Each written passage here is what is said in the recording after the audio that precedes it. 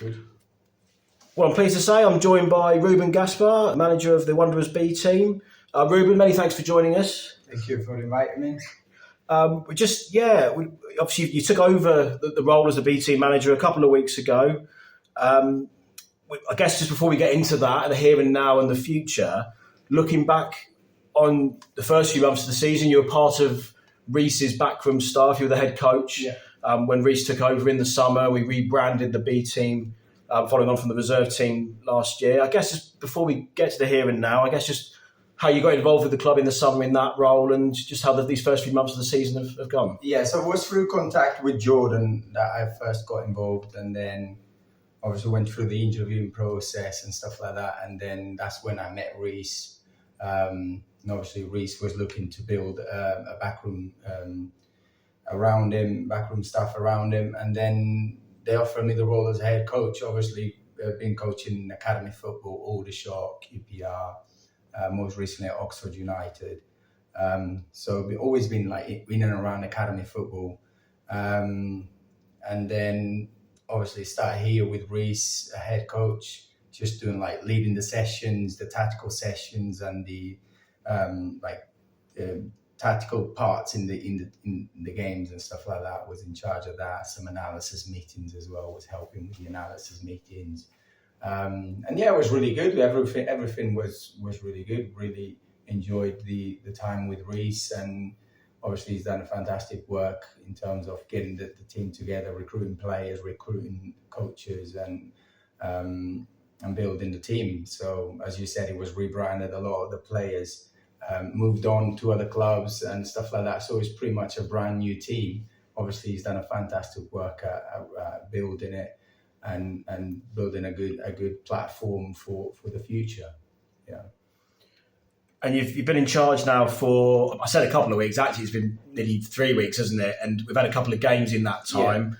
Yeah. We've had a couple of wins, haven't we? Which is brilliant. Continuity, because I know Reece's last couple of games, we had a couple of wins as well. So that's 4 in a row. But how have the last few weeks been for yourself since taking over? Yeah, really good. Obviously came a little bit of surprise. No one was expecting it. Everything was going well, as you said. The team was playing well under Reece and loads of wins. In a good place in the league, in the Southern Combinations Division 1. So yeah, it was a smooth transition, I would say.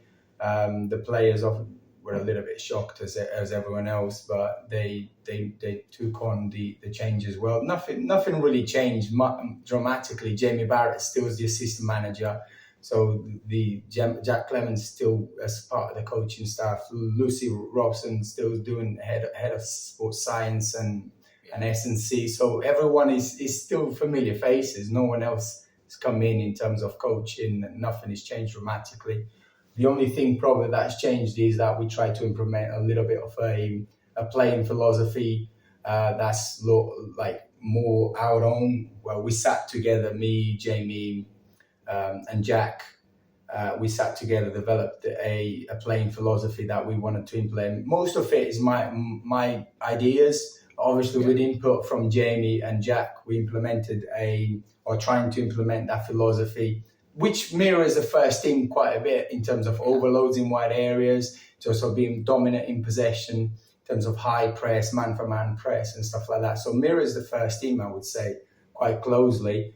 And yeah, it's probably that's the biggest change, I would say, in terms of implementing a philosophy. But in terms of backroom stuff and everything stays the same. Obviously, having Jamie remaining as assistant manager is massive because he's got a lot of experience in senior football. It's my first experience in senior football because, as I said, I was doing academy. Yes. Jamie's got a lot of experience in senior football. So having Jamie with that experience and drawing onto his experiences and ideas is key for me to be able to be successful in this role. Yeah, absolutely. That balance, by the sound of it, from what you're saying, that dynamic is key, isn't it? Brilliant. Yeah. We thank Reece for his time, obviously, with us, and just for clarity, there, he obviously left due to extenuating personal circumstances. So we wish Reece all the very best for the future. I hope he gets back in the game very soon. But yeah. Looking forward with ourselves, and you mentioned about style there, and that philosophy. That was the key, wasn't it, in terms of what you were looking to build upon from the good work that started this season. Further to that, very much looking to just get close to the first team so that these players are, as you said, ready to go into the first team fold straight away. So everything around that supports that really well. It's good to see that obviously players training with the first team, and on the friendly on Tuesday just gone 3 players from the B team played. Good. You beat me too. I was going to say further to that, Ben Aubrey, Jack Saunders, Spike Stagel all involved, which is brilliant, and that's what we're looking to do. That's what we're looking to do. At the same time, 100%. Then second to that, we're looking to play good football. We're looking to entertain as many Wanderers fans as want to come to the home and away games. We want to entertain them. We want the boys to enjoy, to develop, and we want to win as well. So we're not in the league just to develop. We also want to win. At the moment, with a couple of games in hand, we are second in the league, and we still competing on all the fronts in terms of cups. We've got a couple cup games coming up. I'm sure we're going to talk about it. So we're not in here just for, as passengers. We want to win something, and that winning mentality, which again recreates the first team very closely, which is all about winning and being successful on and off the pitch. Fantastic. No, it is very much that balance, isn't it? We are a development side ultimately. We're part of the academy, but we're very much here to win. And as you mentioned, we've got a couple of cup competitions we're still involved with as well. Second in the league, so it's really looking positive on that front. In terms of the key players, I know when we spoke to Reece before, one of the good things with this season, we've managed to bring through several players from the academy. In addition to those guys, I understand you've had a couple of new players come in recently as well. So I guess just want to give a mention to the guys who've just come in recently, but acknowledge who's been key for us this season. Of course, academy boys. There's been 4 or 5 academy boys that have been really key. Obviously, your Jack Saunders, Matty Hay, Hayden Gale, Seb, Cade. They've all been training with us, all been playing with us. Many others have been training with us as well.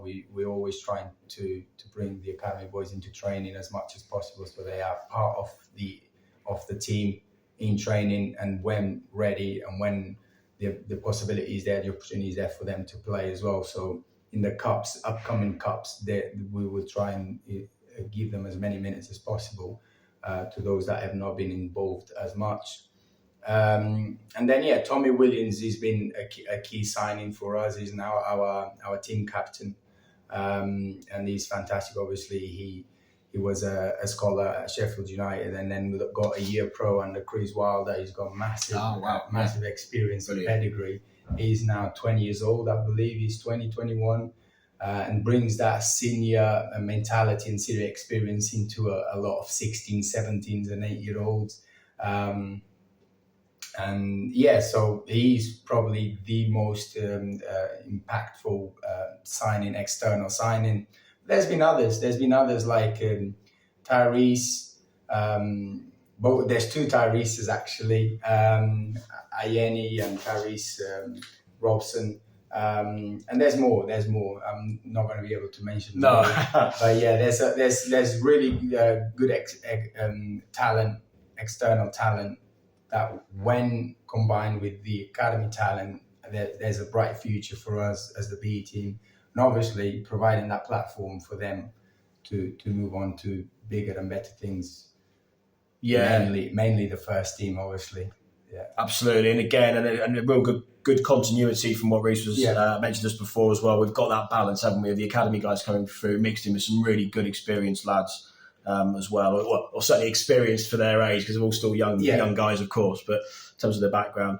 And then looking forward, Ruben, through December, we've got some really tasty games coming up, haven't we? We've got some local action, got some cup involvement as well, and we've got a couple of games where Epsom and Ewell are the leaders in the division. I know we're playing them very shortly in the cup and the league, I believe, very soon. In the league exciting times in the next few weeks.